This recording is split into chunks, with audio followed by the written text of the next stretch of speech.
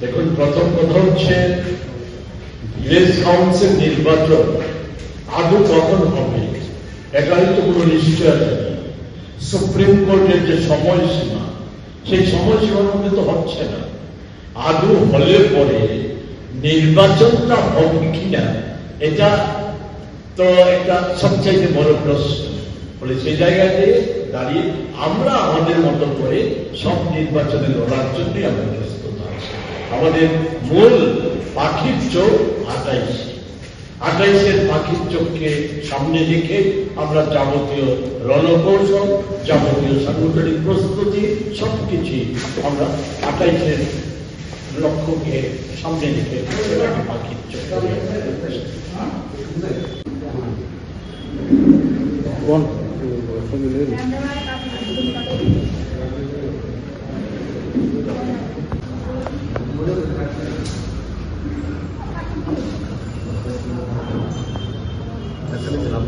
করে নিয়ে যায় রামের সম্পদ, যারা লুট করে নিয়ে যায় রাম রাম জপে যারা রামের প্রণাম করেছে।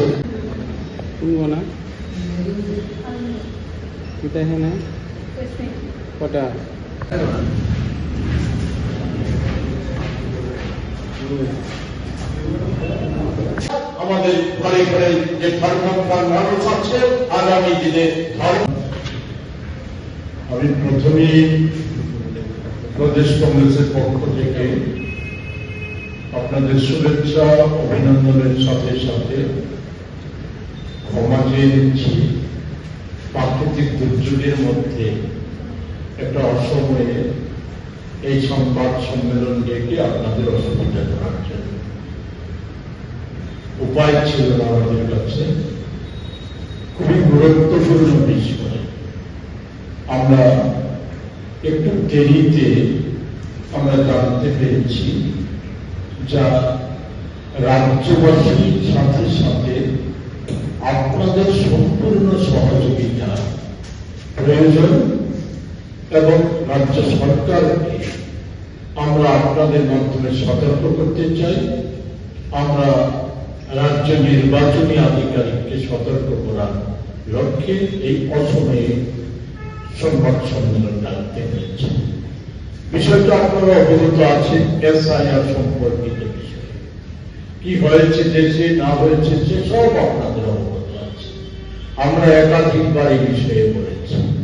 বর্তমান এসআইআর প্রক্রিয়া নিয়ে এই সম্প্রতি কিছুদিন আগে আমাদের প্রদেশ সভাপতি যে চিঠিটা আমাদের চিফ ইলেকশন কমিশনের কাছে ইসিআই কাছে পাঠিয়েছিল নির্বাচনী আধিকারিক মারফত, সে চিঠি এখনো কোনো প্রাপ্তি স্বীকার যেমন আসেনি, তেমনি সেই চিঠির পরিপ্রেক্ষিতে কোন ব্যবস্থা তো দূরস্থ, যা আমরা জানতে পেরেছি এটা বড় ভয়াবহ। এ কারণে আমরা আজকে মিলিত হয়েছি। বিষয়টা কি জানার কথা, আমি 2-4 মিনিটের মধ্যে জানা কথাটা স্মরণ করিয়ে বর্তমান ঘটনাটা যে চিঠিতে ছিল যে রাজ্যে 14ই মে ইসিআই একটা নোটিফিকেশন পাঠিয়েছে ইলেকশন আধিকারিকের কাছে। তার মূল বিষয়টা ছিল এই ভিতরে অনেক আছে এগুলি নিয়ে বলা হয়েছে, আমরা বলবো না, ছিল যে 30শে জুন থেকে বাড়ি বাড়ি ইউনিফিকেশন ফর্ম বিলি করতে হবে বিএলওদের। এটা ফিল আপ করিয়ে নিয়ে এসে এটা নিরিখে একটা রিপোর্ট তৈরি করে আমাদের রাজ্যের যে সহকারী নির্বাচনী আধিকারিক বা ইআরও রিটার্নিং অফিসারদের কাছে, ইআরওদের কাছে তা জমা করতে হবে। এর নিরিখে খসড়া ভোটার তালিকা নির্ণয় হবে, এর নিরিখে বিদেশি নির্ণয় করা হবে এবং এর নিরিখে অবৈধ ভোটারদের বাতিলের প্রক্রিয়া এর নিরিখে করা হবে। যে আমরা সেই বিষয়ে যে বিষয়টা সম্পর্কে আমাদের দ্বিমত নেই, করা হোক ভোটার লিস্টে ভোট হোক, ভোটার দিয়েছে আমাদের রাজ্যে, এটা আমরাই চাই। তবে ভোটার বৈধভাবে হচ্ছে না, ভোট চুরি একটা ইজি হয়ে গেছে। বলে যাই হোক সে সম্পর্কে আমি বলেছেন বেশি কথা বলবো না, সে চিঠি উত্তর আসে। আশ্চর্যের বিষয়, আমাদের সভাপতি চিঠি দেওয়ার 3 দিন আগে স্টেট ইলেকশন কমিশনার সর্বদলীয় সভা ডাকে। এই সভা আমাদের প্রতিনিধিরা যখন জানতে চায় যে আপনাদের এই চিঠি পেয়েছে, উনি না কিছু বলেন না, বলে প্রক্রিয়া শুরু হবে সেপ্টেম্বর থেকে। যখন আমাদের ওনাকে জিজ্ঞেস করা হলো এই চিঠিটা সম্পর্কে বলুন, বলে আমাদের এখানে ফর্ম ছাপানোই শুরু হয়নি, ফর্ম বিলের প্রশ্ন আছে কি করে, এই জাতীয় কথা বলে তাদেরকে এড়িয়ে গেছে। আমি আজকে আপনাদের কাছে বলতে চাই একটা কথা, যে ঘর পুরা গরু যেমন কিছুদিনের মেঘ দেখতে পরে হয়, আমাদের অবস্থা হচ্ছে সারা দেশের মানুষ এবং আমাদের বিশেষ করে কংগ্রেসের অবস্থা হচ্ছে আমাদের রাজ্যের অবস্থাটা হচ্ছে এমন। কারণ 14 সালের পর থেকে দেশে কোনো নির্বাচন স্বাভাবিকভাবে হয়নি, 18 সালের পর থেকে এই রাজ্যে নির্বাচন স্বাভাবিকভাবে হয়নি। চুরি এটার মধ্যে একটা অন্যতম মাধ্যম। নির্বাচন কমিশন সেই চুরিটা করার ক্ষেত্রে সর্বতভাবে বিজেপি দলকে শাসক গোষ্ঠীকে সহায়তা করেছে। সকলেরই হয়তো জানা আছে, আমাদের দেশের একজন সমাজ বিজ্ঞানী উনি বলেছিলেন, যেখানে দেখিবে ছাই ওরাইয়া দেখিও তাই, মিলিলেও মিলিতে পারে অমূল্য। আমার অনুসন্ধানী মন, এটা আমার বদকবাসী বলুন বা কোটবাসী বলুন, অনুসন্ধানী মন সবসময় এটা অনুসরণ করে। আমি যে কোনো ঘটনা সরকারের দিক থেকেই হোক, রাজনৈতিক দিক থেকেই হোক, সামাজিক জীবনে হোক, আমি খতিয়ে দেখার চেষ্টা করি। ওই সময় থেকে আমার একটা দৃষ্টি ছিল, কেন স্টেট ইলেকশন কমিশনারকে এড়িয়ে যাচ্ছে। ওইদিকে দুটো তো নির্দিষ্ট অভিযোগ, একটা হচ্ছে কল্যাণপুর বিধানসভা কেন্দ্র, একটা হচ্ছে তেলিয়ামুড়া বিধানসভা কেন্দ্র। বিধায়কের হয়ে একজন নোটিশ করে ওই হোয়াটসঅ্যাপ মেসেজ যে বলে, মেসেজ মোবাইল করে বিএলওদের ডাকিয়ে সভা করেছে, দুটি সভা। এর অর্থ কি, মানে কি? স্টেট ইলেকশন কমিশনের কোনো ক্লারিফিকেশন দিতে পারেনি। খুঁজতে খুঁজতে আজকে আমার জনৈক বন্ধু দিল্লির নির্বাচনী সংগঠন থেকে আমাকে একটা ইনফরমেশন দিয়ে, কি কর্ণাটকে বিজেপি শাখা, আমরা যেই অভিযোগগুলি গোটা দেশে করছি বিজেপি সরকারের বিরুদ্ধে, এমন একটা অভিযোগ করেছে যে ডিকে শিবকুমারের সরকার নির্বাচনী এসআইআরকে প্রহসনে পরিণত করার জন্য সরকারিভাবে নানা অবৈধ পথ অবলম্বন করছে। এর পরিপ্রেক্ষিতে স্টেট আমাদের সেন্ট্রাল ইলেকশন কমিশন সাথে সাথে ঘটনা খতিয়ে দেখার জন্য কর্ণাটকে একটা শক্তিশালী টিম পাঠিয়েছে। সেখান থেকে আমি জানতে পারলাম, সেই জায়গা থেকে, যে 29 জুলাইয়ের মধ্যে এই যে বাড়ি বাড়ি ফর্ম পাঠানো, এটা ফিল আপ করে নিয়ে আসতে হবে এবং এর পরিপ্রেক্ষিতে খসড়া ভোটার লিস্টটা 5 তারিখে 5ই অগাস্ট প্রকাশ করতে হবে।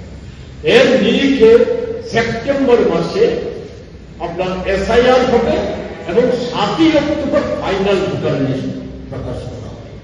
আমার অজানা যদি থাকে ক্ষমা চেয়ে নেব, যে এসআইআর সম্ভবত 13টা রাজ্যে, আমাদের রাজ্য সহ 13টা রাজ্যে একসাথে সেপ্টেম্বরে হওয়ার কথা।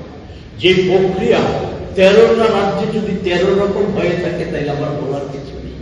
কিন্তু আমার ধারণা যে সাধারণ জ্ঞান প্রচুর মানুষ, এতটা পণ্ডিত, আমি অধ্যাপক নই, আইনজীবী নই, আমার পাশের দুজন আইনজীবী আছে, ওনারা বলতে পারবে। আমার সেই ধরনের কোনো অভিজ্ঞতা নেই, কিন্তু আমার ব্যক্তি জীবনের যে রাজনৈতিক অভিজ্ঞতার নিরিখে আমার বিশ্বাস যে আলাদা আলাদা নিয়ম হতে পারে না, নিয়ম একটাই হবে। ইলেকশন কমিশনের নিয়ম, এসআইআর সব রাজ্যে যেভাবে হবে সেই রাজ্যে, আমাদের রাজ্যে। তো লুকুচ্ছে কেন? লুকাচ্ছে এই কারণে যে এটা বলার জন্যই বলছে যে লুকাচ্ছে আজকে সারা দেশে বিজেপির পায়ের তোলার বাকি চলে গেছে। এটা হচ্ছে মুদ্রার কথা। এরা জানে যে কোন রাজ্যে এমন কোন জায়গা নেই যেখানে ভোট হলে পরে, স্বাভাবিক ভোট হলে পরে তারা জিততে পারবে এমন কোন জায়গা নেই। সরকার দখল করা। আমি একেবারে নির্দ্বিধায় বলতে পারি রাজ্যবাসীর মনোভাব আমার যদি বুঝতে ভুল না হয়, 15 বছর বয়স থেকে ছাত্র রাজনীতির সাথে যুক্ত, এটাই পেশা, এটাই নেশা। এর যদি আমার বুঝতে ভুল না হয়, আমাদের রাজ্যের মানুষ আজকে যদি ভোট হয় বিজেপির মানে শাসক জোট এক সংখ্যা আসন ক্রস করতে পারবে না। দিন যত যাবে সেটা কমবে। বলে সেই জায়গায় দাঁড়িয়ে যে জালিয়াতি, প্রতারণা, দুর্নীতি এগুলি বিজেপির সাথে নেতা মন্ত্রী সে দিল্লির একেবারে সর্বোচ্চ স্তর থেকে শুরু করে রাজ্যের সর্বোচ্চ স্তর, সর্বনিম্ন স্তর, এটা একে অপরের পরিপূরক হয়ে গেছে। ফলে ভোট জালিয়াতি করবে, চুরি করবে, এটা স্বাভাবিক। কারণ এরা এদের হাতে যে রামজির কথা বলে, শ্রীরাম স্লোগান দিয়ে, রাম মন্দিরের কথা বলে এরা ক্ষমতায় আজকে ধরে রাখছে। ক্ষমতা আজকে শুধু ক্ষমতাসীন না, 12 বছর শাসন ক্ষমতায় টিকে আছে এবং একে ব্যবহার করে কোটি কোটি অর্থ উপার্জন করছে, কিন্তু ওই জায়গাটাকে বাদ দিচ্ছে না। কোটি কোটি ধর্মপ্রাণ মানুষ বিশ্বাস রেখে তাদের ভবিষ্যৎ, নিজের ভবিষ্যৎ, তাদের সন্তান সন্ততিদের মঙ্গল কামনায় রাম মন্দিরে যে অর্থ সম্পদ জড়ো করেছিল এর চুরি করে নিয়ে যাচ্ছে। এই চোররা ভোট চুরি করে ক্ষমতায় টিকে থাকবে, আরো টিকে থাকতে চাইবে, আরো চুরি করার জন্য। কিন্তু আমার বিশ্বাস এই রাজ্যের ধর্মপ্রাণ মানুষ ঘরে ঘরে আজকে একতাবদ্ধ হচ্ছে। আমরা একতাবদ্ধ করব, এই চোরেদের আর ক্ষমতায় ফিরে আসতে আমরা দেব না। সাথে সাথে আমরা এখান থেকে আজকেই আমরা এই বিষয়গুলি সম্পর্কে সুস্পষ্টভাবে নির্বাচন আধিকারিকের বক্তব্য জানতে চাইব যে কেন এগুলি আড়াল করা হচ্ছে, কেন লুকিয়ে রাখা হচ্ছে। আমাদের প্রেসিডেন্ট ইমেইল পাঠিয়েছে নির্বাচন আধিকারিকের কাছে, এখনো উনি সময় দেননি। আগামীকাল যে কোনো সময় উনি সময় দেবেন আমরা আশা করছি। আমরা যাব নির্বাচন আধিকারিকের কাছে, আমরা জানতে চাইব, আমরা এর শেষ পর্যন্ত দেখব। দেশের স্বাদের আনন্দ লংতরাই। লংতরাই রান্নায় তোমাকে চাই।